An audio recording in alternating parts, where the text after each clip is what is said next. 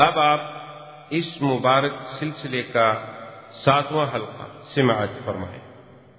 حضرت عمر نے کس کے لیے قربانیاں دی؟ حضور کے لیے۔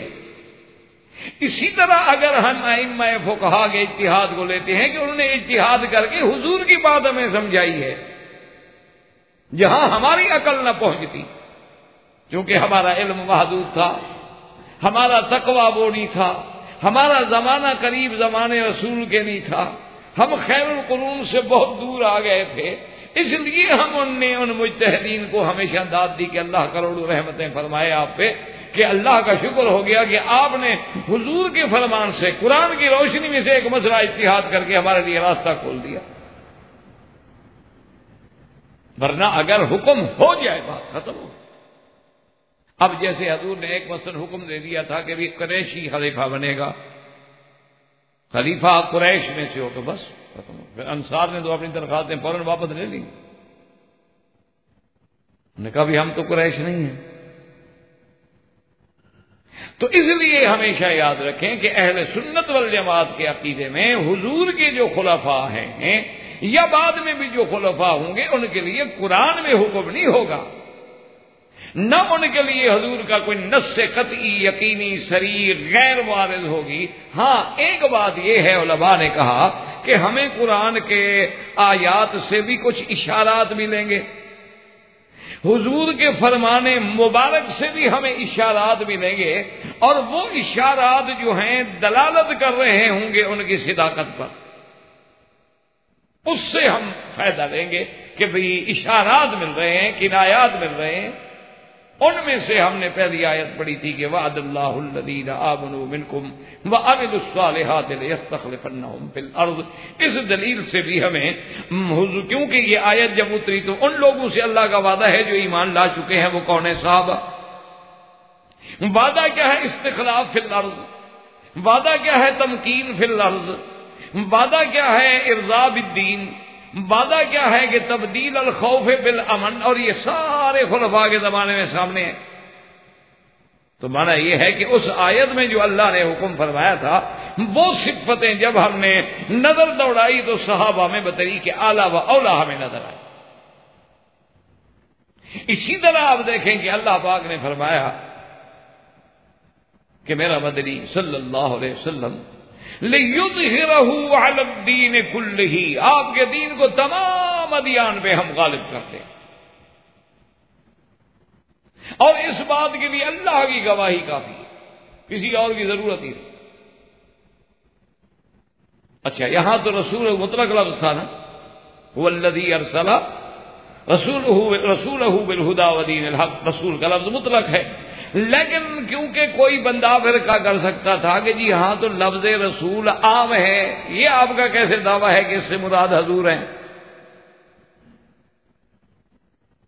اسی لیے ایک دفعہ مجھے اب جگہ یاد نہیں رہی، ایک جگہ جلسہ تھا، میں تقریر کر رہا تھا، تو جیسے تقریر میں ہمارے ہاں لوگوں میں رواج ہوتا ہے نعرے شعرے لگانے کا، تو نعرہ تکبیر کے بعد کوئی بیٹھے تھے ہمارے دوسرے بھائی بھی، تو انہوں نے فوراً نعرہ رسالت یا رسول اللہ، وہ ہمیں چڑھاتے ہیں نا، وہ لوگ بھی تو ہوتے ہیں نا جلسوں میں،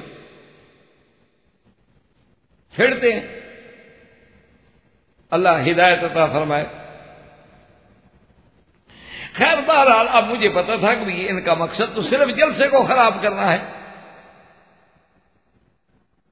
ان کا مقصد تو یہ ہے کہ یہ کانفرنس جو ہو رہی ہے اتنا بڑا عظیم اجتماع ہے وہ بس شور ہو جائے، بعض لوگوں کا مقصد تو صرف یہ ہوتا ہے۔ خیر میں نے ان کو سمجھایا، میں نے کہا جی مجھے آپ یہ سمجھائیں، علمی بحث تو الگ ہے کہ بھی حرف یا ندا کے لیے ہے، اور ندا اللہ کے سوا کسی غیر کے ساتھ نہیں ہو سکتی، غیر اللہ کو ندا کرنا تو شرک ہے، یہ تو علمی بحث ہے نا۔ اب علمی بحث میں اگر ہم پڑھتے تو وہ تو پھر کوئی سمجھنا چاہے تو سمجھے گا نا۔ میں نے ان کو کہا کہ بھئی اب آپ نے جو نعرہ لگایا ہے، ایک نے کہا نعرہ رسالت، تو جواب میں آیا یا رسول اللہ، تو میں آپ لوگوں سے پوچھتا ہوں کہ موسیٰ علیہ السلام رسول تھے؟ انہوں نے کہا ہاں جی موسیٰ علیہ السلام بھی رسول تھے۔ میں نے کہا عیسیٰ علیہ السلام؟ انہوں نے کہا جی وہ بھی رسول تھے۔ تو میں نے کہا جب آپ نعرہ رسالت کے جواب میں یا رسول اللہ کا نعرہ مارتے ہیں، ایک تو حرف ندا کے ساتھ شرک کیا، یہ الگ بات، لیکن یہ بھی تو بتائیں یہودی کہیں کہ ہمارا نعرہ لگا رہے ہیں، ہمارا نبی بھی تو رسول ہے نا، بھائی موسیٰ علیہ السلام بھی رسول اللہ، یہ تو ہمارا نعرہ لگا رہے ہیں۔ اور عیسائی خوش ہوں گے، وہ کہیں گے نہیں چھوڑو یار، یہ تو ہمارا رسول قریب ہے نا حضور کے، ہمارے رسول حضرت عیسیٰ کا نعرہ لگا رہے ہیں، اچھی قوم ہے یہ۔ تو آپ کا مسئلہ تو ویسے رہ گیا، آپ کی دلیل کہاں ہو گئی کہ آپ نے حضور کا نعرہ لگایا ہے؟ لفظ رسول اللہ تو عام ہے، اس سے موسیٰ علیہ السلام بھی مراد ہو سکتے ہیں، عیسیٰ علیہ السلام۔ تو اگر آپ نعرہ رسالت میں یوں کہہ دیتے کہ جیسے نعرہ تکبیر میں اللہ کا نام آتا ہے جلالت کا، کہ پھر کسی غیر کا شبہ ہی نہیں ہو سکتا، تو نعرہ رسالت کے بجائے آپ آگے محمد الرسول اللہ پڑھ لیتے تو ایک تو قرآن کی آیت پڑھنے کا ثواب مل جاتا، دوسرا حضور کا نام مبارک بھی آ جاتا، تیسرا یا حرف ندا لگا کر آپ شرک میں بھی نہ پڑھتے، اور چوتھا پتہ بھی لگ جاتا کہ واقعی آپ حضور کا نعرہ لگا رہے ہیں کہ حضور کا نام کیوں لے رہے ہیں۔ تو پھر ان کو بات سمجھ نے کہا جی بات تو ٹھیک ہے، ان کے دماغ میں بات الحمدللہ بیٹھ کر نے کہا جی بات ٹھیک ہے، واقعی ہم غلطی کرتے ہیں۔ اب جناب یہ سوچیں اور سمجھیں کہ بھئی بات یہ ہے کہ ہم نے اب اشارات دیکھ رہے ہیں کہ اللہ نے فرمایا کہ هو الذی ارسل رسولہ بالہدی ودین الحق لیظہرہ علی الدین کلہ وکفی باللہ شہیدا۔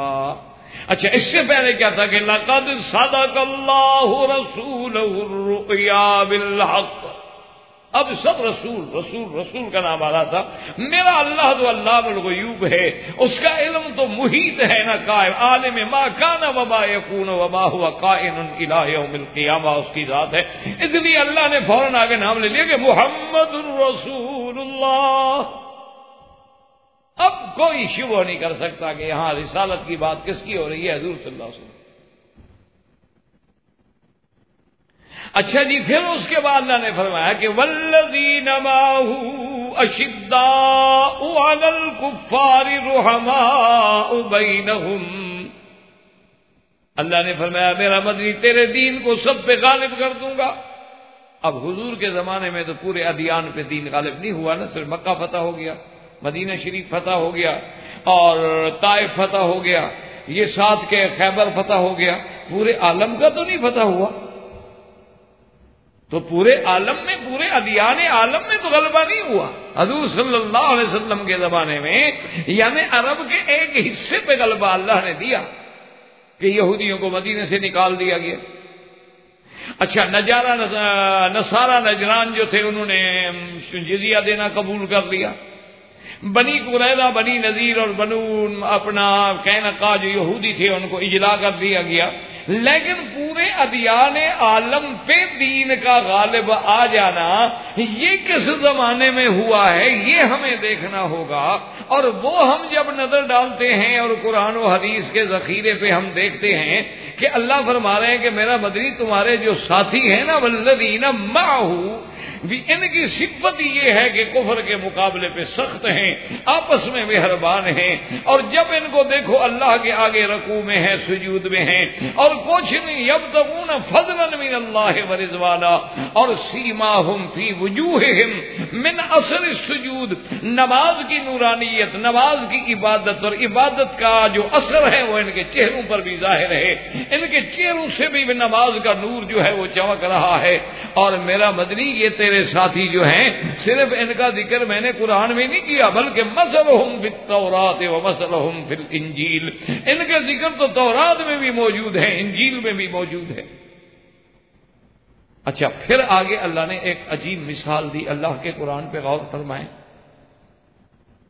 کیسی عظیم ترین مثال۔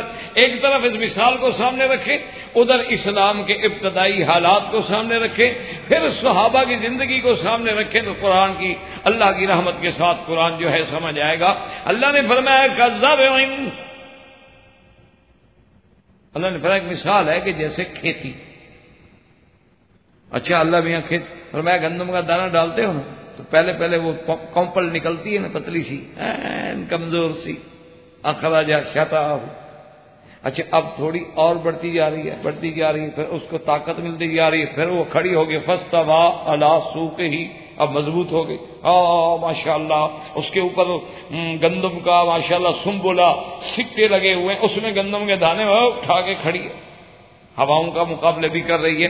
تو اللہ نے فرمایا دیکھو پہلے کتنی کمزور ہوتی ہے، پھر کیسے کیسے کیسے کیسے کیسے کیسے طاقت پکڑتی آتی ہے، اور پھر کیسے وقت آ جاتا ہے کہ یعجب الذرا، کہ کاشتکار دیکھ دیکھ کے ٹھنڈا ہو جاتا ہے اور دشمن جل جاتا ہے کہ دیکھو یار یہ کیسی فصل ہوگی، اس کی تو فصل بڑی اعلیٰ ہو۔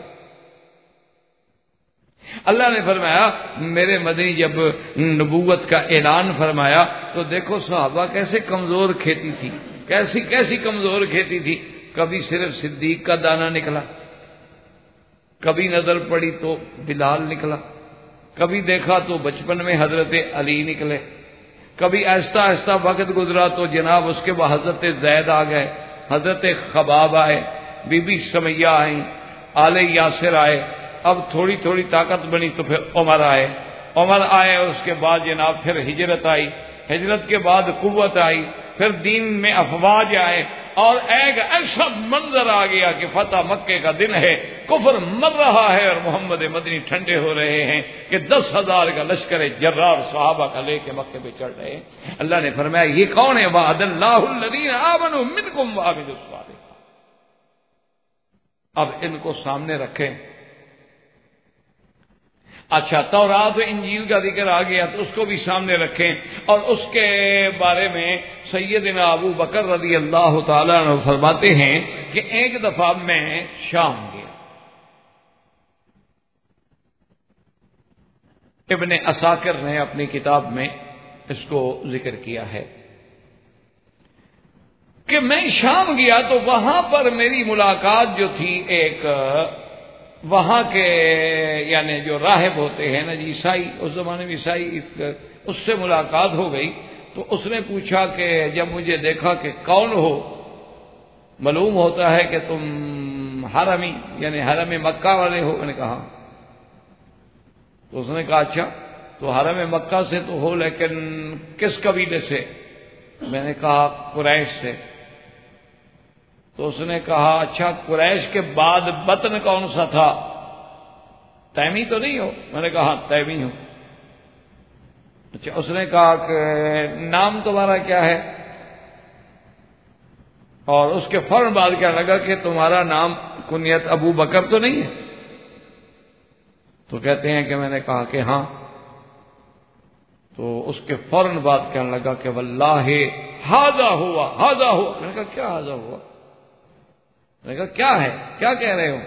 اس نے کہا میں نے جو اپنے علم دیکھا ہے کتابوں میں اور اس سے جو میں نے علامات حاصل کی ہیں تو اس سے مجھے یہی معلوم ہوا ہے کہ ایک نبی پیدا ہوں گے اور آپ اس کے رفیق ہوں گے۔ حالانکہ ہو رہا ہے بھائی۔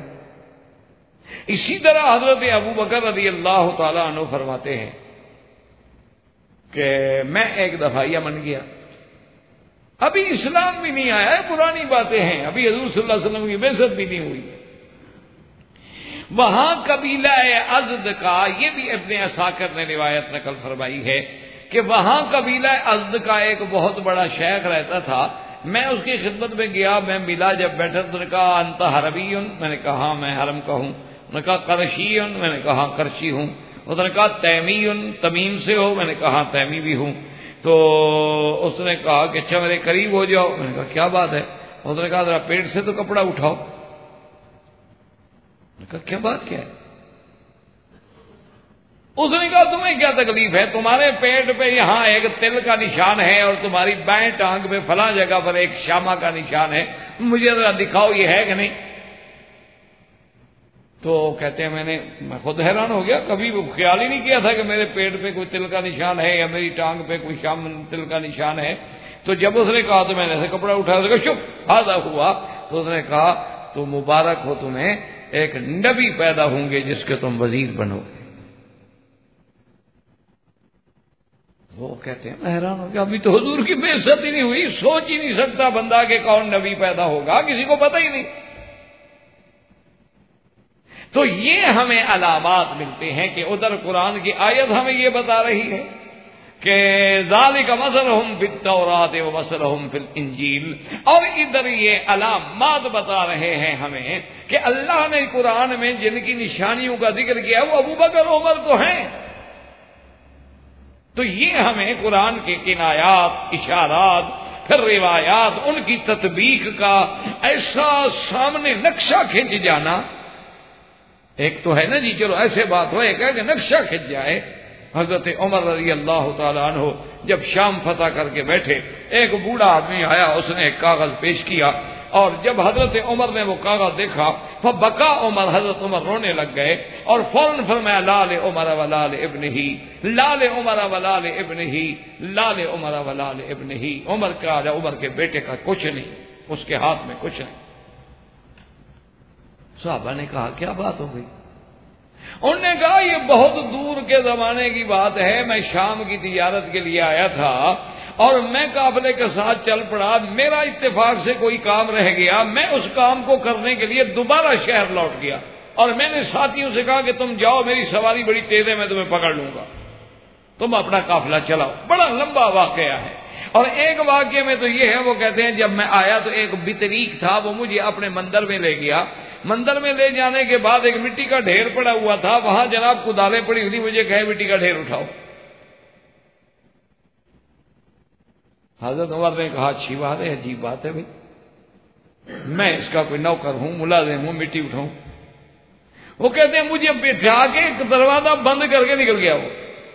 وہ کچھ دیر کے بعد جب 2-4 گھنٹے کے بعد آیا، دیکھا کہ مٹی اسی طرح پڑی ہوئی ہے، اوپر بیٹھے ہونے کہا تو میں نے تمہیں جو کہا تھا مٹی اٹھاؤ، نے کہا تم کو اٹھاؤ، آخر مجھے کہنے والے ہیں. تو وہ میرے ساتھ لڑ پڑا. تو کہتے ہیں وہی کدال اٹھا کے میں نے ماری نہ، اس کا سر پھاڑ دیا. وہ آگے حضرت عمر تھے ماشاءاللہ، ان کی ضرب کون برداشت کرے. تو وہ جناب وہاں گرا اور اس کے بعد میں دروازہ کھول کے بھاگا. کیا میرے ہاتھ سے بندہ مت نہ گیا.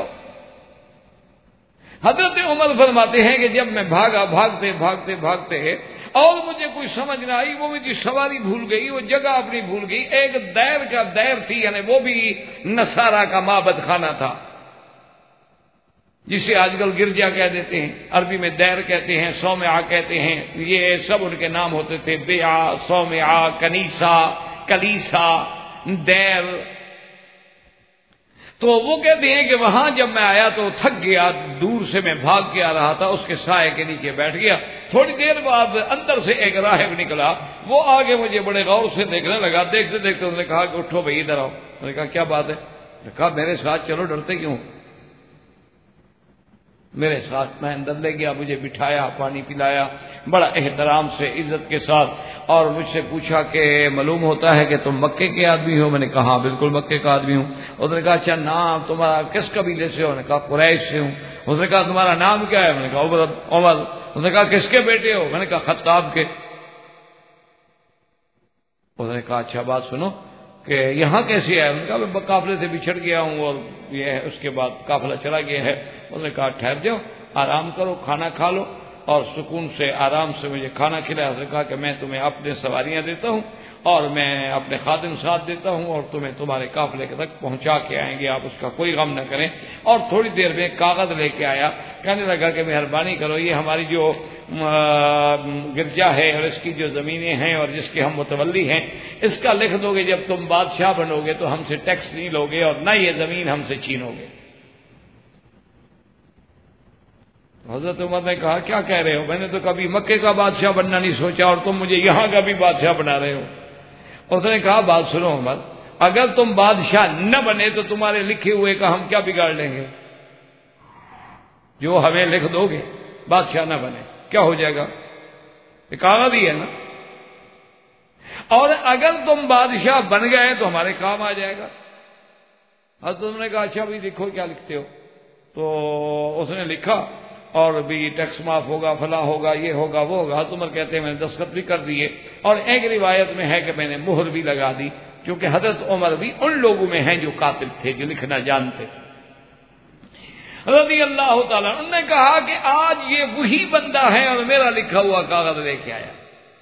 اس لیے میں کہہ رہا ہوں کہ بھائی تم نے تو کاغذ ٹھیک پیش کیا ہے، لیکن میں تو مسلمانوں کا خلیفہ ہوں، میرے ہاتھ میں نہیں ہے کہ کسی کے ٹیکس معاف کر دوں. کسی کو زمینیں دے دوں، کسی کو پلاٹ دے دوں، میرے ہاتھ میں نہیں، نہ یہ کو میرے بیٹے کے ہاتھ میں ہے، نہ میرے ہاتھ میں، کو ہمارا ملک تھوڑا ہے، ہم تو مسلمانوں کے خادم ہیں، جو اسلام کہے گا اس پر عمل کریں گے۔ اس لیے میں نے کہا کہ عمر کے لیے بھی نہیں ہے اور عمر کے بیٹے کے لیے بھی نہیں ہے۔ تو اب آپ قرآن کی اس آیت کو سامنے رکھیں کہ ذالک مثلہم فی التوراۃ و مثلہم فی الانجیل، کہ یہ کن پہ منطبق ہو رہی ہے؟ اصحاب رسول اللہ صلی اللہ علیہ وعلا آلہ وسلم۔ اسی طرح ایک دن حضور صلی اللہ علیہ وسلم ایک باغ میں، رجل من الانصار، ایک انصاری کا مدینہ منورہ میں باغ ہے، اور حضور صلی اللہ علیہ وسلم اس میں تشریف لے آئے۔ باغ میں آنے کے بعد آپ نے اپنے ساتھی جو صحابی تھے، ابی موسیٰ ہیں تقریباً رضی اللہ عنہ، یا اللہ عالم کوئی دوسرے صحابی ہیں، ان سے کہا کہ املک علی الباب، کہ جا کے دروازے پہ کھڑے ہو جاؤ، کوئی آدمی میری اجازت کے بغیر داخل نہ۔ اسے کہا حاضر یا رسول اللہ۔ حضور صلی اللہ علیہ وسلم تشریف لے آئے رحمت دو جہاں، باغ کے اندر جو کنواں تھا نا اس کی منڈیر پہ آگے بیٹھ گئے، اور اس انداز میں بیٹھ گئے کہ اپنی دونوں ٹانگیں مبارک جو تھی نیچے لٹکا لی اور بیٹھ گئے، ایسے بے تکلفی سے بیٹھ گئے۔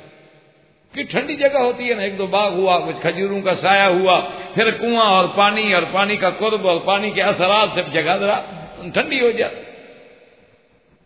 تھوڑی دیر گزری تو دروازہ کھٹکا، صحابی نے پوچھا کون؟ اس نے کہا ابو بکر۔ صحابی دوڑ کے آیا، اس نے کہا یا رسول اللہ ابو بکر کھڑے ہیں دروازے اور اذن بھی چاہتے ہیں اندر آنے کا۔ آپ نے فرمایا فأذن له وبشره بالجنة، اجازت دے دو، کھول دو دروازہ اور مبارک بھی دے دو جنت کی۔ حضرت ابو بکر آئے اور وہ بھی آ کر ساتھ بیٹھ گئے دائیں طرف، اور بے عین ہی اسی طرح بیٹھ گئے جیسے حضور پاک بیٹھے۔ تھوڑی دیر گزری پھر دروازہ کھٹکا، اس نے کہا حضور عمر کھڑے ہیں دروازے پہ۔ آپ نے فرمایا فأذن له وبشره بالجنة، دروازہ کھول دو آنے اور جنت کی خوشخبری بھی دے دو۔ حضرت عمر آئے، بائیں طرف بیٹھ گئے اور اسی طرح بیٹھ گئے۔ محدثین کرام نے، فقہائے عزاب نے، اب یہ ہے کہ ایک آدمی تو صرف ظاہر حدیث پڑھ کے چلا جائے گا، نہ کہا گئے بیٹھ گئے، لیکن یہ ان کا کام ہوتا ہے جن کو اللہ نے تفقہ نصیب کیا ہے کہ بھئی پہلے حضور کا آنا، اس کے بعد پھر ابو بکر کا آنا، اس کے بعد پھر عمر کا آنا، تھوڑی دیر گزری تو پھر عثمان کا آنا، اور حضور نے فرمایا اس کو بھی دروازہ کھول دو، اجازت دے دو اور جنت کی بھی بشارت دے دو، الا بلون تصیبوا، لیکن اس کو ایک مصیبت سے گزرنا پڑے گا،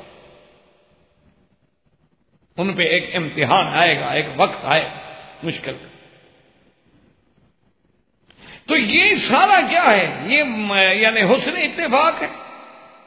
مانا یہ تھا کہ اللہ کو یہی ترتیب منظور تھی۔ حضور صلی اللہ علیہ وسلم کے پاس جس ترتیب سے صحابہ آ رہے ہیں، ایک اشارہ تھا کہ حضور کے بعد بھی اللہ کو یہی ترتیب منظور ہے۔ اچھا، پھر حضور کے ساتھ آگے کنویں پہ بیٹھنا اور بالکل بے عین ہی اسی طرح بیٹھنا جیسے حضور بیٹھے ہیں۔ بعض آدمی تو صرف یہ کہہ دے گا کہ اتباع ہے، اتباع تو ہر آدمی پر جو حضور کا کلمہ پڑھتا ہے لازمی ہے۔ مانا یہ تھا کہ ابو بکر و عمر بھی سمجھدار تھے، اللہ نے فہم عطا فرمائی تھی کہ اگر ہم حضور کے سامنے ذرا ادب کے ساتھ بن ٹھن کے بیٹھیں گے تو پھر حضور کو بھی تو سیدھا ہو کے ہمارے لیے بیٹھنا پڑے گا نا۔ تو اگر ہم بھی بے تکلف بیٹھ جائیں گے تو حضور جیسے ایزی بیٹھے ہوئے ہیں تو اپنے آپ کو اسی طرح بے تکلف محسوس کریں گے اور آرام سے بیٹھے رہیں گے کہ چلو ابو بکر بھی تو اسی طرح بیٹھ گئے، عمر بھی تو اسی طرح بیٹھ گئے، تاکہ حضور کے اس آرام میں، جس آرام کے لیے حضور یہاں بیٹھے تھے، وہ آرام تو نہ ہو، پھر حضور تو اٹھ کے بیٹھیں گے، سیدھے ہو کے بیٹھیں گے ہمارے لیے۔ تو پھر تو ہم نے حضور کے آرام میں نقص پہنچایا۔ اچھا، خدا کی شان ہے کہ جب حضرت عثمان آئے تو کنویں کی یہ کنواں یوں گول ہوتا ہے نا، یہ طرف پوری ہو گئی، ادھر جگہ ہی نہیں کہ وہ بیٹھے، وہ سامنے بیٹھ گئے۔ اللہ کی شان دیکھیں کہ ان دو نے تو مزار میں بھی یمین و یسار حضور کے ساتھ دفن ہونا تھا، اور عثمان نے جنت البقیع میں دفن ہونا تھا۔ ہر چیز میں اللہ کی حکمت، ان کے آنے میں بھی اللہ کی حکمت، اس ترتیب میں بھی اللہ کی حکمت۔ اب یہ روز کا اتفاق تو نہیں ہوتا نا کہ حدیث مبارک میں ہے کہ حضور صلی اللہ علیہ وسلم نکلے اپنے گھر سے، راستے میں گئے دیکھا تو ابو بکر آ گئے۔ ہم نے فرمایا ابو بکر خیر تو ہے، اس وقت کیوں نکلے ہو؟ اس نے کہا یا رسول اللہ اس وقت تو آپ بھی نہیں نکلتے ہیں. تو آپ نے فرمایا ما اخرجنی الا الجوع، میں تو اس لیے نکلا ہوں کافی عرصہ ہو گیا کھانا نہیں ملا ہے، کچھ نہیں کھایا، تو آج مجھے بھوک ذرا بہت زیادہ محسوس ہو رہی تھی. تو حضرت صدیق نے کہا حضور اللہ ہے مجھے بھی اللہ کی قسم ہے اسی لیے نکلا ہوں، مجھے بھی بھوک نے تنگ کیا. تھوڑی دیر گزری راستے میں حضرت عمر مل گئے اور پھر میں بھی تم کیسے ہیں؟ انہوں نے کہا حضرت بھوک ہے، بھوک لگی تھی، تنگ آ گیا، کیا کروں، نکلا تھا کوئی دوست مل جائے گا کہیں کچھ کھا لیں. مانگتے ہم نہیں. اب یہی تھا کہ نکلیں گے کوئی تو راستے میں ملے گا کہ السلام علیکم چلو یار میرے ساتھ. تو حضور نے کہا کہ اچھا ہم چلتے ہیں. ایک انصاری کے گھر میں آئے، وہاں اس کی بیوی موجود تھی. انصاری کنویں پہ گھر میں موجود نہیں تھے، باغ میں. تو بیوی نے کہا کہ اہلاً و سہلاً مرحباً بضیوف. تو اس نے استقبال کیا اور حضور نے پوچھا تمہارے شوہر کہاں ہیں؟ انہوں نے کہا جی وہ گئے ہیں تھوڑا سا کام، ابھی آتے ہیں. تھوڑی دیر گزری تو صاحب ہی آ رہے تھے اور اس نے کہا کہ واللہ خدا کی قسم ہے آج میرے گھر میں جو مہمان ہیں نا قیامت تک کسی کے گھر میں ایسے مہمان اکٹھے نہیں ہو سکتے. اس سے بڑے خوش نصیبی ہے کہ اللہ کا نبی ابو بکر عمر میرے مہمان. جلدی سے جناب وہ گوشہ کھجور کا کاٹ کے لے آیا. حضور نے کہا اللہ کے بندے یہ سارا گوشہ کاٹ کے کیوں لے آئے؟ ہم 2-3 آدمی تو ہیں. اس نے کہا حضور اس میں پکی بھی ہے، درمیانی بھی ہے، آدھی پکی بھی ہے، تازہ سرخ ہونے والی بھی ہے، اس لیے لایا ہوں کہ ہر آدمی اپنی پسند کے مطابق چن چن کے کھاتا رہے. اور دوڑا چھری لے کے حضور نے فرمایا ایاک والحلوب، خبردار خیال کرنا کسی بکری دودھ والی کو نہ ذبح کرو. اس نے جا کے تو اس کے بعد پھر حضور نے فرمایا تھا کہ قیامت کے دن لَتُسْأَلُنَّ يَوْمَئِذٍ عَنِ النَّعِيمِ، اس نعمتوں کا بھی سوال ہوگا. تو حضرت عمر نے کہا یا رسول اللہ، آپ نے فرمایا نہیں ذِلٌّ بارد وَمَاءٌ بارد، یہ ٹھنڈا سایہ، ٹھنڈا پانی، گوشت، کھجور، انواع و اقسام، ہر نعمت کا اللہ کے ہاں سوال ہوگا. تو اس ترتیب سے گھروں سے نکلنا یہ کسی کی اپنی ترتیب تو نہیں ہو سکتی. اسی طرح بنو المصطلق کی قبیلے کے لیے جب صحابہ کو بھیجا گیا تو انہوں نے اپنا ایک آدمی، بنو المصطلق نے ایک آدمی بھیجا، انہوں نے اپنا قاصد بھیجا کہ یا رسول اللہ صلی اللہ علیہ وسلم اب تو ہم مال زکوٰۃ جو ہے وہ دے دیں، لیکن اگر اس کے بعد جب اگلا دور آئے فَإِن لَمْ أَجِدْ، اگر ہم دیکھیں کہ آپ کی وفات ہو گئی ہے اور آپ موجود نہیں ہیں تو پھر ہم زکوٰۃ کس کو دیں؟ حضور نے فرمایا ابو بکر. انہوں نے کہا جی اگر وہ پھر ابو بکر بھی نہ ہو تو ہم نے فرمایا عمر کو دے. تو حضور کا اس ترتیب سے نام لینا کہ میرے بعد زکوٰۃ کس کو دو؟ ابو بکر کو، ابو بکر نہ ہو تو عمر کو. اسی طرح ایک عورت آئی حضور صلی اللہ علیہ وسلم سے کوئی بات پوچھی. عورت بڑی سمجھدار تھی تو اس نے کہا یا رسول اللہ آپ نے تو جواب دے دیا، لیکن اب اگر پھر مجھے دین کے مسئلے میں آنا پڑے، اس کام کے لیے آنا پڑے فَإِن لَمْ أَجِدْكَ یا رسول اللہ، آپ نے فرمایا فَاتِ أَبِي بَكْرٍ، اگر مجھے نہ پاؤ تو ابو بکر کے پاس آؤ.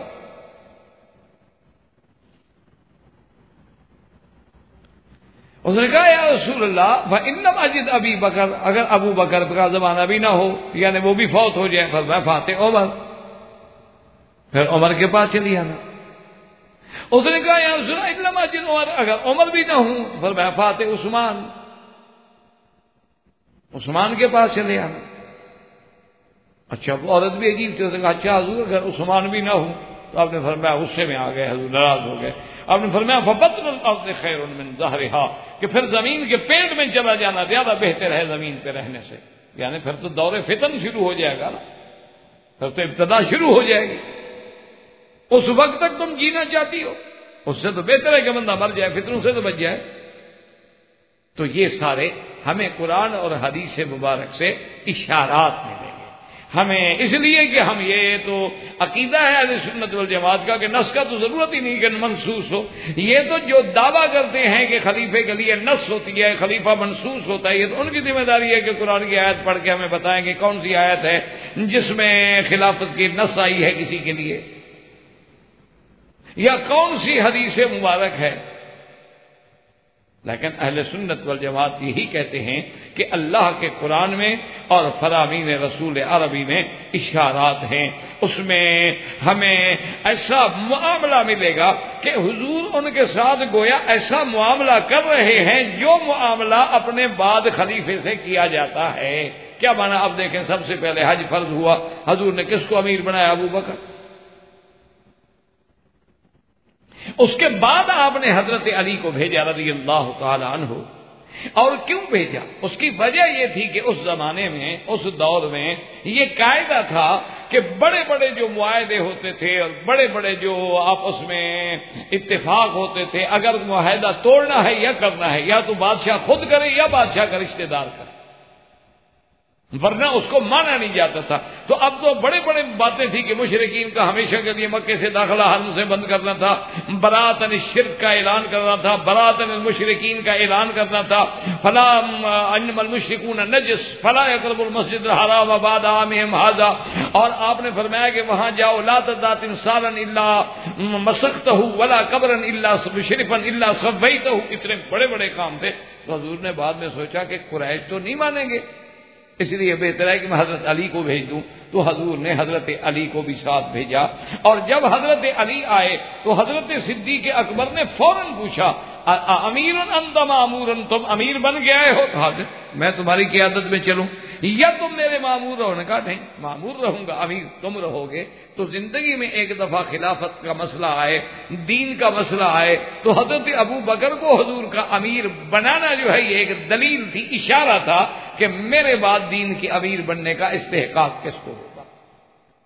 اسی طرح آپ دیکھیں کہ اللہ تبارک و تعالیٰ نے قرآن پاک میں فرمایا کہ انا نحن نزلنا الذکر وَإِنَّا لَهُ لَحَافِظُونَ۔ اللہ نے فرمایا ہم نے قرآن اتارا ہے، ہم ہی اس کی حفاظت فرمائیں گے۔ قرآن قیامت تک محفوظ ہے، ہمارا ایمان ہے کہ قرآن جو ہے محفوظ ہے اللہ کے حفظ سے، کہ لا یحرف ولا یبدل ولا یزاد فیہا ولا ینقص منہا۔ اللہ کا قرآن قیامت تک غیر محرف غیر مبدل، نہ اس میں کوئی حرف زیادہ ہو سکتا ہے نہ کوئی حرف کم ہو سکتا ہے۔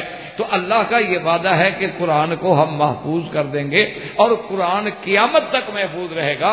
قرآن میں کوئی ذرے کے برابر بھی تبدیلی نہیں کر سکے گا۔ یہ نہیں کہ پہلی کتابوں کی طرح مٹ جائے۔ اور دوسری دفعہ بھی اللہ نے ایک مقام پہ فرمایا کہ میرا مدنی جب جبریل پڑھتے ہیں تو آپ زبان مبارک کو حرکت دے کے تکلیف نہ کیا کریں، آپ بس خاموش بیٹھ کے سنتے رہیں۔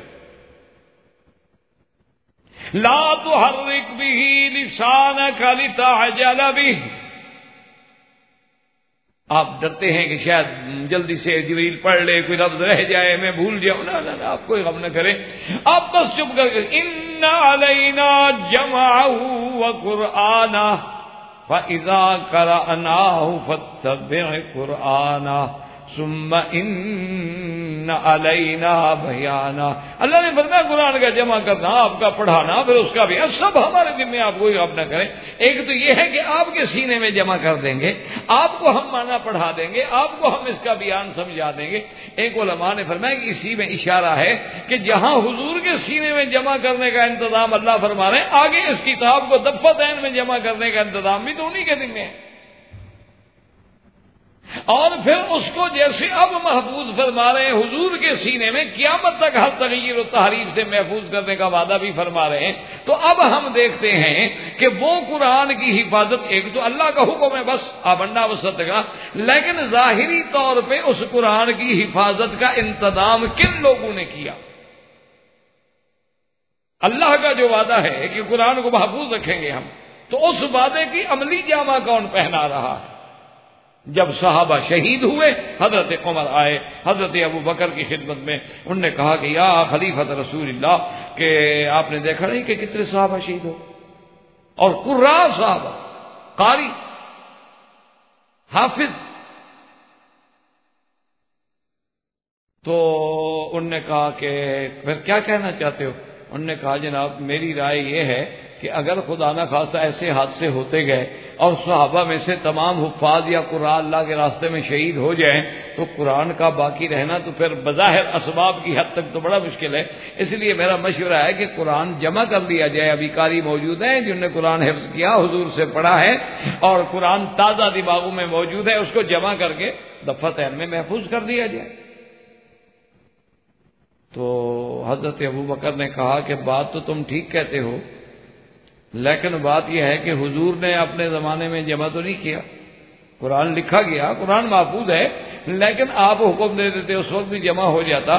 تو میں ایک ایسا کام کروں جو حضور نے نہیں کیا. حضرت نے کہا حضرت آپ کی رائے ہے، میں تو ایک تجویز اب کر چکا ہوں، ویسے آپ دیکھ لیں. اس کے بعد حضرت ابوبکر غور کرتے رہے. اس کے بعد آپ نے حضرت عمر کو بلایا، کہا اللہ نے میرا سیرا صدر بھی کر دی ہے، میرا سینہ بھی کھول دیا ہے کہ اللہ کے دین کی حفاظت کرنا تو ہماری ذمہ داری ہے، اللہ کے قرآن کی حفاظت ہماری ذمہ داری ہے. لہذا فوراً ابی بن کعب بڑے بڑے صحابہ قراء کو بٹھاؤ، قرآن جمع. تو اب حضرت ابو بکر کے دور سے جمع قرآن کا کام شروع ہوا. حضرت عثمان کے دور میں آ کے کامل ہو گیا. یعنی حضرت علی رضی اللہ تعالیٰ کے آنے سے پہلے قرآن جمع ہو گیا، محفوظ ہو گیا، مصحف عثمان تیار ہو گیا اور اقطار عالم میں پہنچا دیا گیا. تو اللہ نے جو وعدہ فرمایا تھا کہ قرآن کی حفاظت میرے ذمہ ہے، تو اس کا کام کس سے لیا؟ تو معلوم یہ ہوا کہ اس وعدے کا مصداق بھی یہی صحابہ تھے، اور خاص طور پہ یہ خلفائے ثلاثہ تھے کہ اللہ پاک کے جو وعدے تھے نا اپنے نبی کے ساتھ، نبی کی حیات میں وہ پورے ہو رہے ہیں ان کی حیات میں. اسی لیے ان کی خلافت جو ہے خلافت خاصہ ہے، خلافت راشدہ ہے، علی منہاج النبوہ ہے. بات کو سمجھے. اب جناب دیکھیں گے وہ قرآن کی یہ آیت. اچھا اب تھا کہ پورے ادیان پہ غالب ہو جائے، تو سب سے بڑی طاقتیں تو اس وقت جو ہیں وہ تھے کسریٰ اور فارس اور روم. اس زمانے کی بڑی طاقتیں جو تھیں یا روم تھے یا فارس تھے. وہاں کسریٰ تھا اور روم میں ہرقل تھے، کیونکہ جو وہ فارس کا بادشاہ بنتا وہ کسریٰ کہلاتا تھا، اور جو روم میں بادشاہ بنتا وہ ہرقل کہلاتا تھا، جو حبشہ میں بادشاہ بنتا وہ نجاشی کہلاتا تھا، جو مصر میں بادشاہ بنتے وہ فرعون کہلاتے تھے. یہ لقب تھے ان لوگوں. تو اب جناب یہ ہے کہ اچھا حضور نے بھی ایک حدیث یہاں قرآن نے تو کہا کہ اللہ کا دین غالب آئے گا، اللہ کا دین غالب آئے گا، اور حضور نے بھی فرما دیا کہ اذا ہلاک کسریٰ فلا کسریٰ بعدہ، اذا ہلاک قیصر فلا قیصر بعدہ، کہ جب کسریٰ مٹ جائے گا تو اس کے بعد پھر کسریٰ نہیں ہوگا، قیصر مٹ گیا تو پھر قیصر نہیں ہوگا. حضور نے بھی یہ پیشین گوئی فرمائی تھی. تو اب ذرا ہم بغیر تعصب کی اینک کو اتار کے نظر ڈالیں کہ یہ جو سارا مرحلہ طے ہوا ہے کس کے دور میں طے ہوا، کسریٰ اور قیصر کس کے دور میں فتح ہوئے. یہ ایک تو ہے نا جی کہ چلو ایک آدمی نہ مانے لیکن وہ انکار تو نہیں کر سکتا نا. ایک آدمی چاہے نہ مانتا ہو صدیق و عمر کو، نہ مانے نہ ان کے ساتھ محبت کرے، لیکن تاریخ تو نہیں بدل سکتا نا. یعنی ایک اصولی سی بات ہوتی ہے نا کہ ہمیشہ یاد رکھیں کہ مثال کے طور پر بھی بیت المقدس کس نے فتح کیا کوئی تاریخ نہیں بدل سکتا. آپ سندھ کی تاریخ نہیں بدل سکتے کہ محمد ابن قاسم وہاں آیا اور اس نے آگے فتح کیا. تو صحابہ کے دور کی تاریخ کو کون بدل سکتا ہے؟ یہ تو ایسے حقائق ہوتے ہیں کہ جو 2 اور 2 4 ہیں. آج لاکھ کوئی دنیا مخالفت کرے، لاکھ مثلا مبتدئین ہیں، خرافیین ہیں، مشرکین ہیں، وثنیین ہیں، لاکھ مخالفت کریں شیخ الاسلام محمد بن عبد الوہاب کی، آل سعود کی، لیکن اس کا انکار تو کوئی نہیں کر سکتا کہ اس ملک میں قرآن اور اسلام اور دین نافذ کرنے والے کون ہیں. تم اچھے حضور کی محبت کا دعویٰ کرتے ہو، تم نے تو اپنی خانقاہ میں کبھی حضور کا دین نافذ نہیں کیا. نہ ایمان سے کہیں ٹھنڈے دل سے، قطع نظر کسی پر کہ آپ نے بھی دنیا میں خانقاہوں کے نام سنے نا، بھی اجمیر شریف ہے، پاک پٹن شریف ہے، اپنا داتا شریف ہے، اس کے بعد کلندر شہباز ہیں، فلاں ہیں، کیا وہاں اسلامی نظام نافذ ہے؟ تو جو اپنی چار دیواری میں اسلامی نظام نافذ نہیں کر سکے اور ان پہ اعتراض کرے جو پورے ملک میں اسلام نافذ کر دیں، یہ تو پھر اللہ ہدایت دے، ورنہ حقیقت کا انکار کوئی نہیں کر سکتا۔ محبت کا معنی تو یہ ہوتا ہے نا کہ اس کا نظام نافذ کرو، اس کے مشن کو باقی رکھو۔ اگر آپ نے اس کے نظام کی مخالفت کی ہے، نظام جو محمد عربی لائے ہیں، اب دیکھو کہ اس کا اور جو حضور پیشین گوئیاں دے رہے ہیں، اور اللہ فرما رہا ہے میں دین نبی کا غالب کر دوں گا، وہ کس کے زمانے میں غالب ہوتا ہے؟ صحابہ کے زمانے، خلفائے ثلاثہ کے زمانے میں۔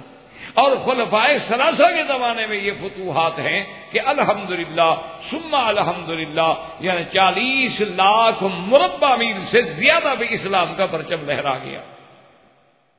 تو یہ سارا غلبہ، یہ ساری قرآن کی حفاظت۔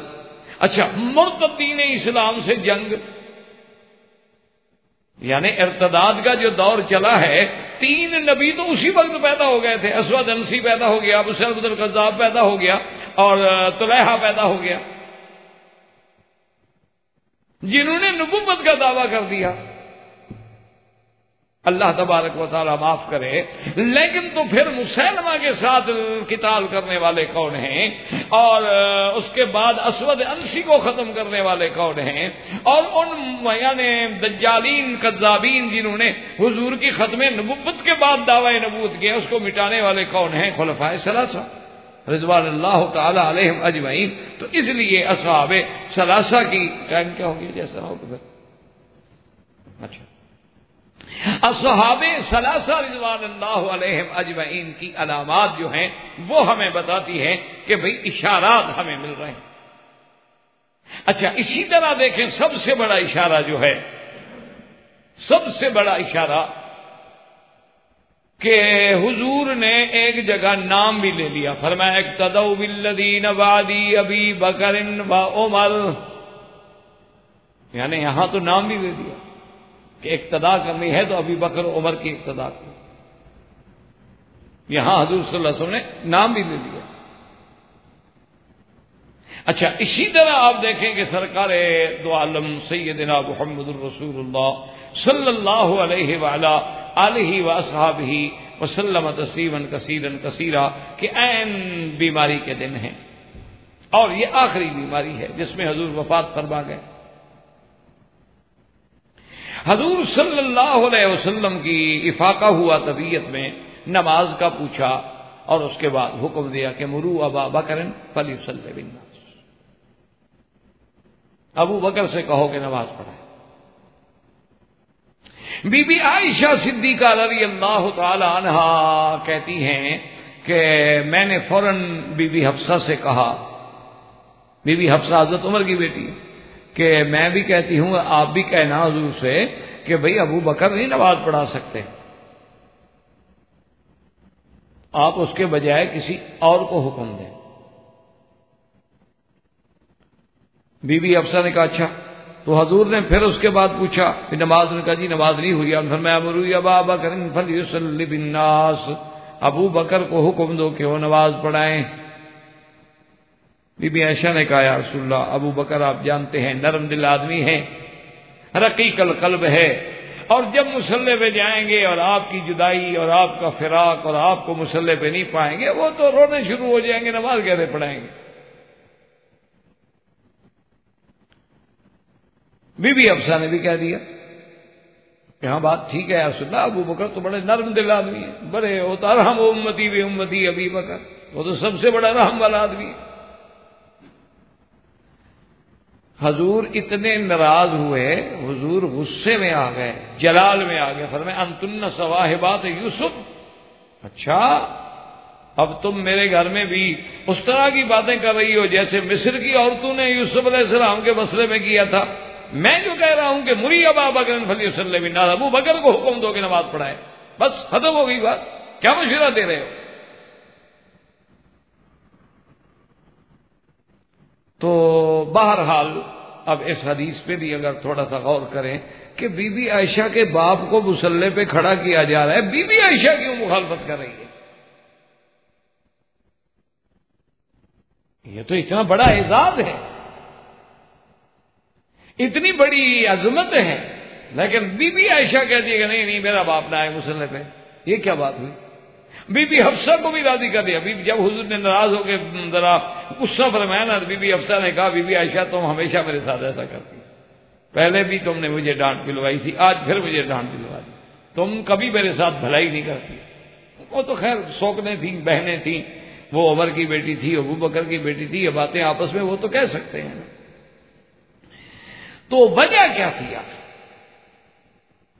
یہی گزارش ہوتی ہے ہماری. بات بھائی ہمارے ناراض ہو جاتے ہیں، ورنہ ہمارا مقصد یہ نہیں ہوتا. نعوذ باللہ. یاد رکھو دنیا میں کوئی کلمہ پڑھنے والا مسلمان ایسا نہیں ہے جو اللہ کے قرآن یا حدیث رسول کو چھوڑ دے اور اس کے مخالفت میں کسی دوسرے امام کا قول لے. یہ تصور نہیں کسی مسلمان سے. نعوذ باللہ ثم نعوذ باللہ. اس کو مسلمان کے اللہ کے نبی کا قول ہو. اللہ کا نبی فرمایا کہ عشاء کی 4 رکعتیں پڑھنی ہو، کہ نہیں میرا امام کہتا ہے 5 پڑھنی ہے، 5 شروع کر دے. یہ دنیا میں بندہ پیدا نہیں ہوا. بات کو سمجھا کہ اللہ کی مخلوق میں یہ آدمی پیدا نہیں ہوا. ہاں نبی کو نہ مانتا ہو، حضور کا کلمہ نہ پڑھتا ہو، الگ بات ہے. بات یہ بالکل نہیں ہے، تو ہمیں غلط فہمی میں ڈالا جاتا ہے. اللہ ہدایت عطا فرمائے. اب بات ہے سمجھ کی. جیسے کہ حضرت علی سے ایک آدمی نے پوچھ لیا رضی اللہ تعالیٰ عنہ سے. ان لوگوں کو خیال تھا کہ حضرت علی کے پاس کچھ حضور کا لکھا ہوا ہے.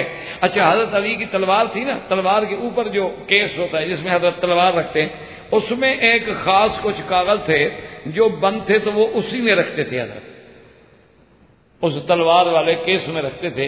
تو کچھ لوگ جو تھے نا ان کو موقع مل گیا، انہوں نے کہا کہ اصل تو حضرت کے پاس خلافت لکھی ہوئی ہے، حضرت علی ہر وقت ساتھ رکھتے ہیں. تو ایک دن کسی آدمی نے پوچھ لیا، اس نے کہا کہ حضرت علی حل اوتیت من غیر القرآن شیئا، اللہ کے قرآن کے سوا اور بھی کچھ چیزیں آپ کو دی گئی؟ انہوں نے فرمایا نہیں. انہوں نے کہا عجیب بات کر، الا آتاہ اللہ فہما. ہاں یہ الگ بات ہے کہ اللہ کسی بندے کو قرآن کی سمجھ زیادہ دے دیتے ہیں. انہوں نے کہا جی یہ آپ نے تلوار میں کیا رکھا ہوا؟ نے کہا بدبختو یہ تو میں نے رکھا ہوا ہے کہ دیت کے احکام کیا ہیں، اور اگر ایک آدمی کے پاس 200 بکری ہے تو زکوٰۃ میں کتنی بکریاں دے گا، 200 اونٹ ہے تو کتنی زکوٰۃ دے گا، اگر 200 گائیں ہیں تو کتنی دے گا، دمبیاں ہیں تو کتنی دے گا، بھیڑیں ہیں تو کتنی دے گا. چونکہ ہر وقت ان مسائل کی ضرورت پڑتی ہے، وہ میں نے لکھ کے رکھے ہوئے ہیں. دیکھنا ہے تو یہ دیکھ لو. قالوا وما فی الصحیفۃ قال فقاک الاسیر والاحکام ما يتعلق بالعقل یعنی الدیہ.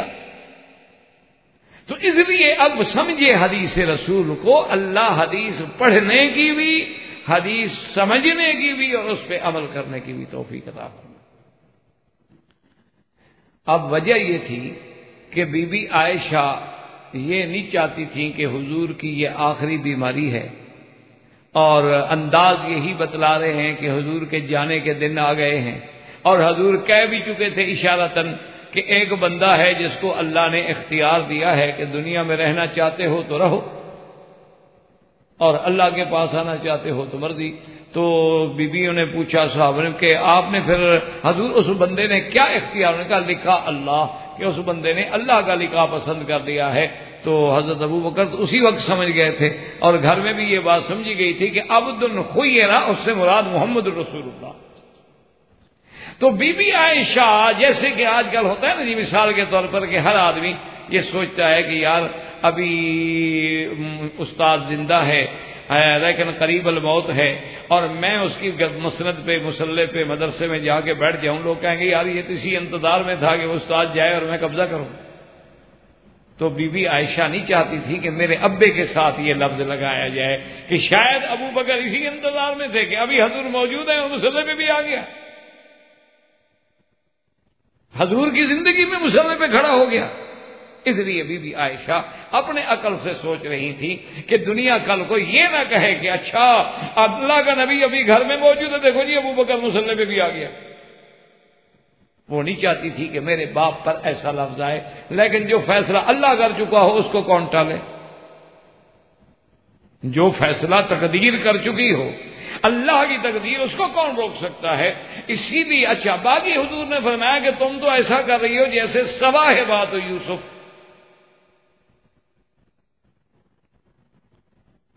تو صباح بعد یوسف کا کیا مطلب بھائی؟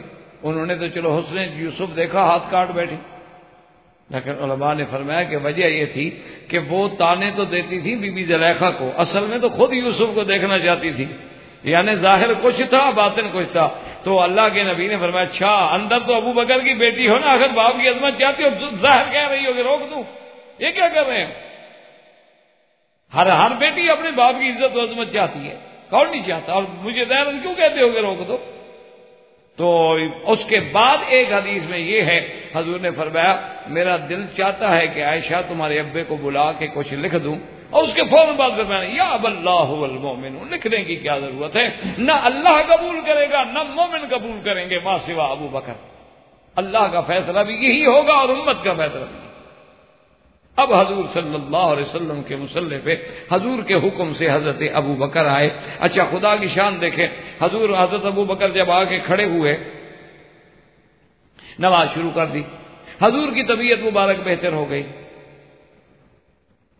حضور صلی اللہ علیہ وسلم کی طبیعت مبارک جو تھی وہ بہتر ہو گئی، تو حضور صلی اللہ علیہ وسلم حضرت فضل اور حضرت علی کے کندھوں پہ ہاتھ رکھے تشریف لے آئے نماز پڑھنے کے لیے، یا ایک روایت میں فضل اور عباس کے کندھوں پہ، بہرحال دو صحابہ کے کندھوں پہ حضور ہاتھ رکھ کے آئے۔ بی بی عائشہ فرماتی ہے کہ کمزوری اتنی تھی کہ پاؤں لکیر کھینچ رہے تھے، یعنی پاؤں حضور زمین پہ جما کے نہیں رکھ سکتے تھے، یعنی پاؤں میں گویا سخت نہیں تھی۔ اور جب حضور آئے تو سامنے تو دروازہ ہے نا جی، وہی تو مصلی ہے، وہی گھر ہے، وہی مسجد ہے، تو صحابہ کو معلوم ہوا اور ہلچل ہوئی صحابہ کی طبیعت میں۔ ابو بکر بھی سمجھ گئے تو ابو بکر پیچھے ہٹنے لگے۔ حضور نے فرمایا الا الا رسلک ابی بکر، ٹھہرے رہو، پیچھے نہ ہٹو، لیکن ابو بکر ہٹتے گئے۔ حضور آ کے پھر آگے بیٹھ گئے، تو گویا اب حضور ابو بکر کے امام بن گئے اور ابو بکر امت کے امام بن گئے۔ حضور صلی اللہ علیہ وسلم کے پیچھے ابو بکر نے پڑھائی اور آگے حضور بیٹھے ہوئے ہیں۔ اور یہ بھی یاد رکھنا کہ حضور نے وہیں سے بات شروع کی جہاں ابو بکر نے چھوڑی تھی، وہیں سے نماز شروع کی، وہیں سے بات شروع کی، وہیں سے قرات شروع کی۔ بہرحال جب نماز ہو گئی تو حضور نے فرمایا کہ ابو بکر میں نے تم سے کہا تھا کہ تم پیچھے نہ ہٹو۔ اس نے کہا حضور آپ نے تو فرمایا تھا، لیکن مال ابن ابی قحافہ تھا، ابن ابی قحافہ کے بیٹے کی کیا طاقت ہے کہ اللہ کے نبی کی موجودگی میں آگے کھڑا ہو جائے؟ اس نے فرمایا بہرحال میرا حکم تھا۔ تو اب دیکھیں یہ حضور کے مصلی پہ آ کے کھڑا ہو جانا جو تھا یہ بھی اشارہ تھا حضور کی خلافت کا۔ اسی لیے حضرت عمر نے جب سارے ارباب حل و عقد سقیفہ بنی ساعدہ میں جمع ہوئے تو حضرت عمر نے یہ بات دلیل میں پیش کی صحابہ کو کہ جس بندے کو اللہ کے نبی نے ہمارے دین کے لیے امام چن لیا ہے، ہم اس کو اپنی دنیا کا امام کیوں نہ بنا لیں؟ تو صاحب نے کہا کہ ٹھیک ہے۔ اس لیے میرے مقصد یہ ساری تمہید کا یہ تھا کہ اصحاب رسول کے لیے، خلفاء کے لیے جہاں یہ شرائط ہیں کہ مومن ہوں، جہاں یہ شرائط ہیں کہ مبشر بالجنہ ہو، جہاں یہ شرائط ہیں کہ وہ مہاجرین میں ہوں، جہاں یہ شرائط ہیں کہ وہ قریش میں ہوں، جہاں یہ شرائط ہے کہ وہ ان آیات کے اترتے وقت ایمان کے ساتھ موجود ہوں، جہاں یہ شرائط ہے کہ لقد رضی اللہ عن المؤمنین کی صفات سے متصف ہوں، وہاں یہ سارے اشارات ہمیں ملتے ہیں کہ اس خلافت راشدہ اور خلافت نبوت کے اگر حقدار تھے تو اصحاب رسول تھے، اور ان کی یہی ترتیب تھی جو اللہ کو بھی پسند تھی اور میرے محبوب کو بھی پسند تھی اور قیامت تک امت کو پسند ہے، ابو بکر و عمر، عثمان و علی۔ اور یہی عقیدہ ہے اہل سنت کا۔ اگر اسی ترتیب پر ایمان نہ ہو تو گویا وہ عقیدہ اہل سنت سے خارج ہو جاتا، یعنی اسی طرح کے بعد رسول اللہ صلی اللہ علیہ وسلم افضل الامت کون ہوگا؟ ابو بکر، پھر عمر، پھر عثمان، پھر علی رضوان اللہ تعالی علیہم اجمعین۔ واللہ تعالی اعلم وعلمہ اتم۔ اللهم تقبل منا انك انت السميع العليم وتب علينا انك انت التواب الرحيم۔ برادران اسلام، واجب الاحترام بزرگوں، دوستوں، بھائیوں، عزیز نوجوانوں، ہمارے ان دروس کا سلسلہ اللہ کی رحمت سے خلفاء راشدین کی عظمت، منقبت، فضیلت اور احکام متعلقہ در خلافت کے بارے میں الحمدللہ اللہ کے شکر سے جاری ہے۔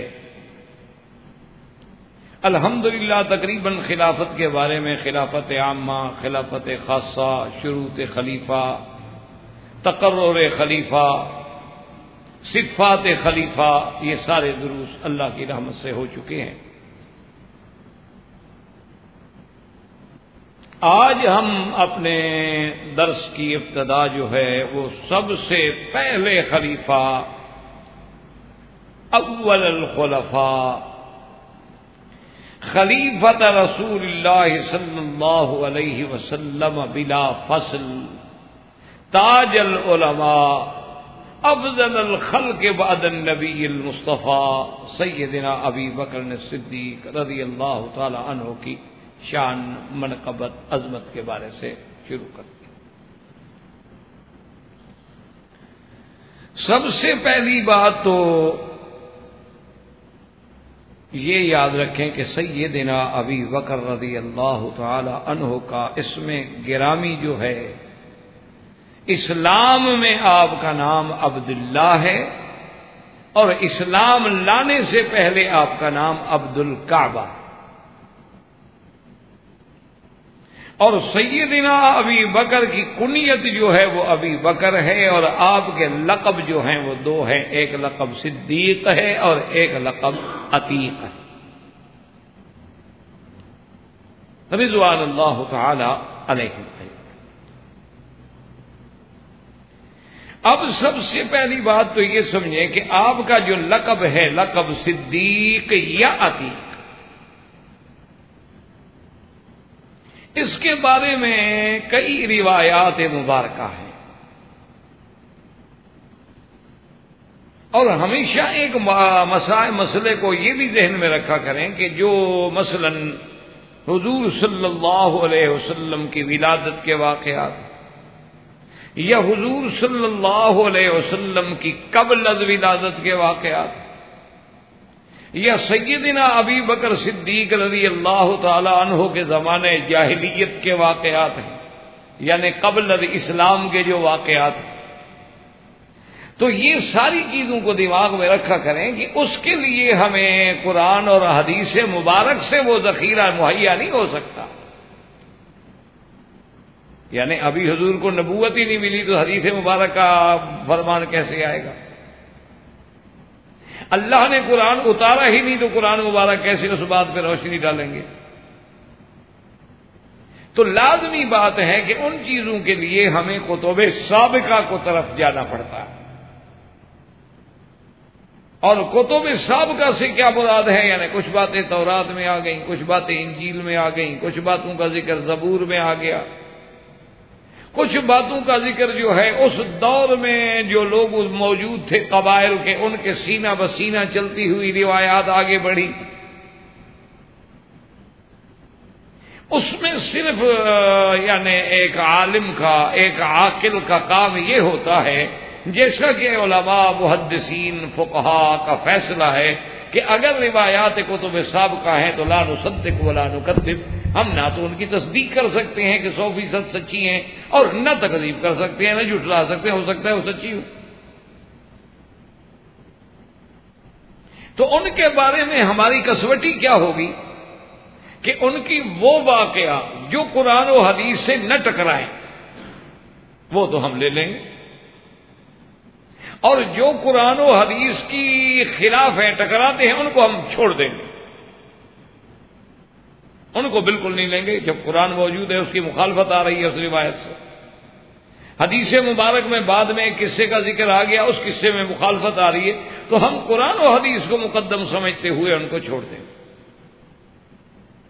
اچھا، کچھ واقعات ایسے ہوتے ہیں کہ نہ ان میں مخالفت ہے، نہ ان میں قرآن و حدیث نے اس کی تردید کی ہے، وہ تو صرف معلومات ہیں،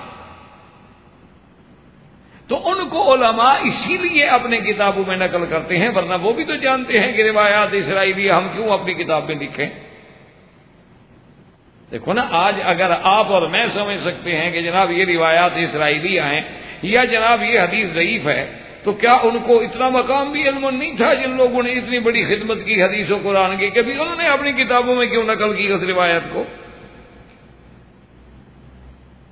حتیٰ کہ سیاستہ آپ اٹھا کے دیکھ لیں، یعنی آپ نسائی دیکھ لیں، ترمذی دیکھ لیں، ابی داؤد دیکھ لیں اور ابن ماجہ دیکھ لیں، آپ کو کئی روایات ملیں گی جن کے بارے میں ہم ترمذی خود نقد فرمائیں گے کہ ھذا حدیث غریب، خود نقد فرمائیں گے کہ لا نعرف الا من ھذا الوجہ، سند کے علاوہ اس کا ہمیں کوئی سند ہی نہیں ملتی، خود نقد فرمائیں گے کہ اس میں راوی مجہول ہے، اس میں ایک امرات ہے لم یسم، ایک عورت کی روایت ہے جس کے نام کا بھی ہمیں پتہ نہیں چل رہا، خود بیان فرمائیں گے کہ یہ حدیث ضعیف ہے، خود بیان فرمائیں گے کسی جگہ کہ ھذا حدیث حسن، یہ درجہ حسن تک پہنچی ہے۔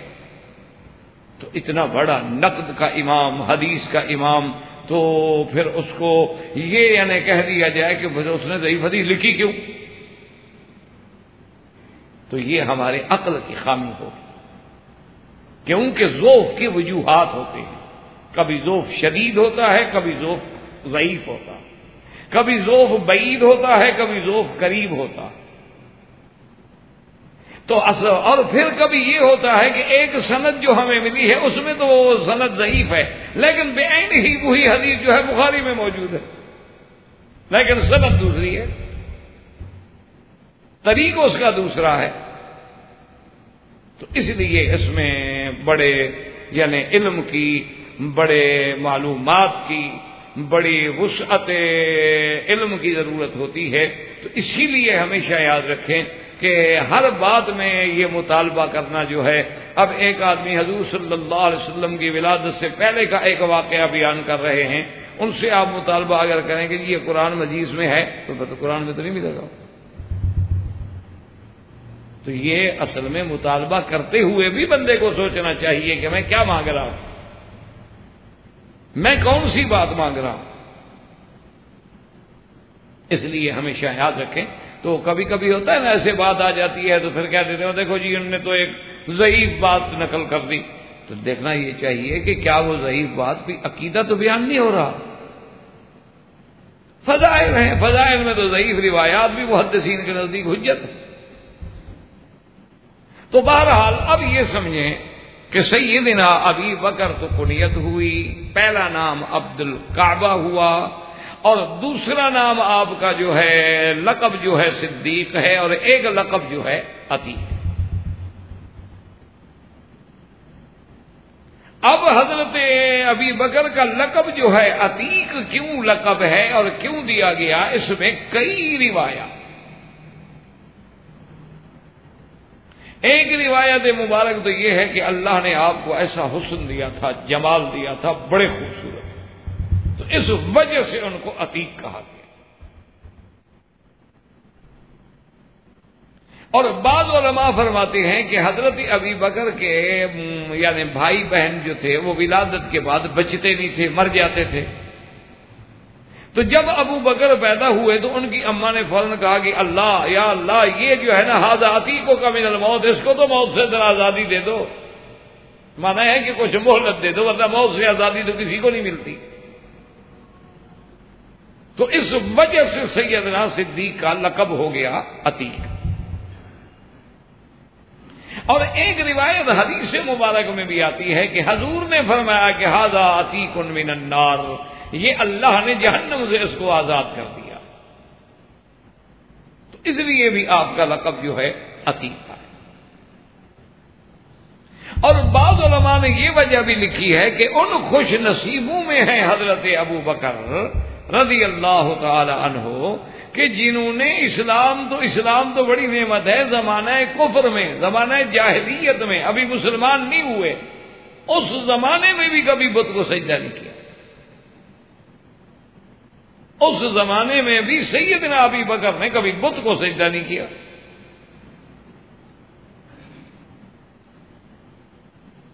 اور یہ بہت بڑا اعزاز ہوتا ہے بندے کا کہ اللہ نے ان کو کفر کے زمانے میں بھی محفوظ رکھا کہ بت کے آگے جھکیں،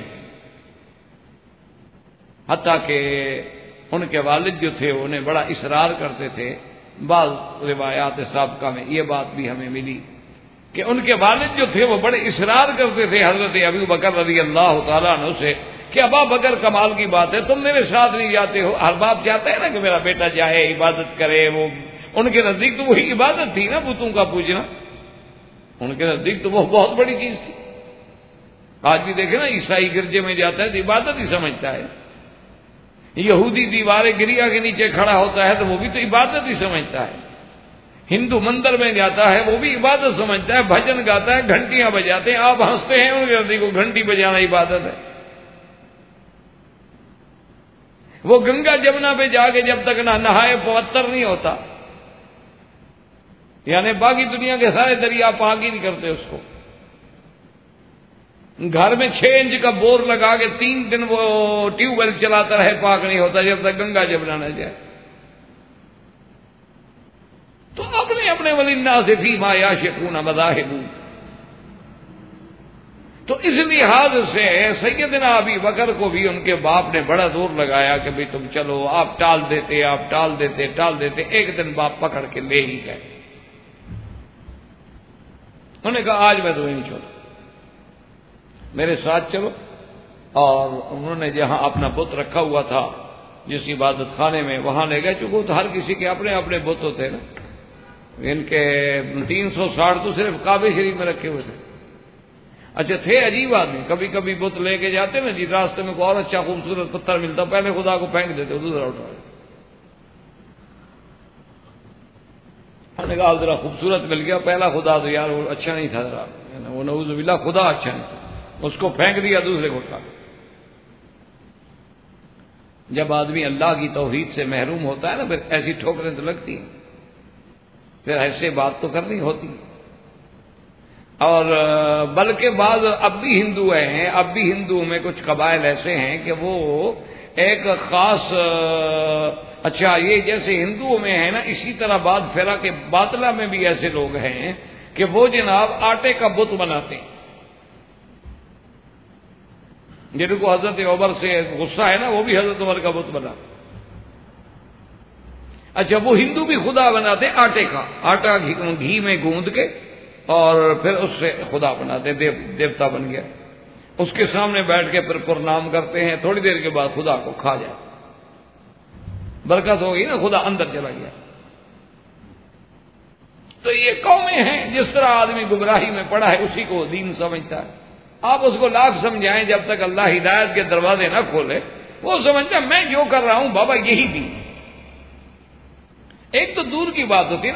آج کل بھی آپ دیکھ لیں جا کر ہمارے سندھ میں, وہاں سندھ سے لوگ آتے ہیں ہمارے ملتان کے علاقوں میں, تو سندھ سے ملتان کا میرے خیال میں 100 میل کا سفر ہے, وہ بغیر جوتے کے چلتے ہیں کہ پیر صاحب کے پاس جانا, جوتا نہیں پہننا توہین ہے.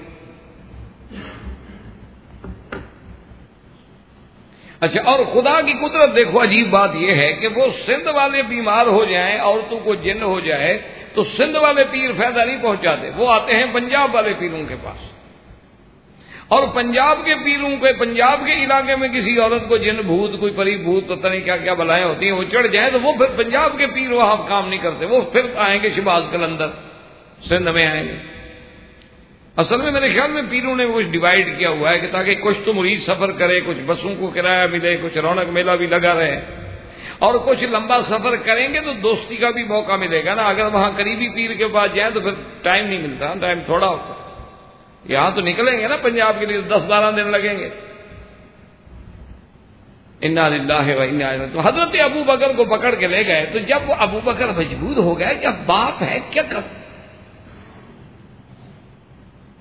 انہوں نے پھر سوچا, انہوں نے کہا ابا جان بات یہ ہے کہ آپ نے مجھے مجبور کر دیا ہے, لیکن بات یہ ہے کہ عبادت کا لطف تب آتا ہے کہ بس آدمی اکیلا ہو, بندہ ہو, اس کے خدا سے بس ڈائریکٹ بات ہو رہی ہو.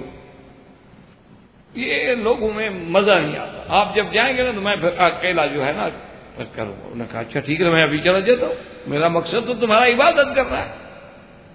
حضرت ابو بکر کے ابا جان جو تھے وہ چلے گئے, اور ابو بکر بیٹھے رہے, اور تھوڑی دیر کے بعد دروازہ کھول کے تسلی کر لی کہ ابا بہت دور چلے گئے.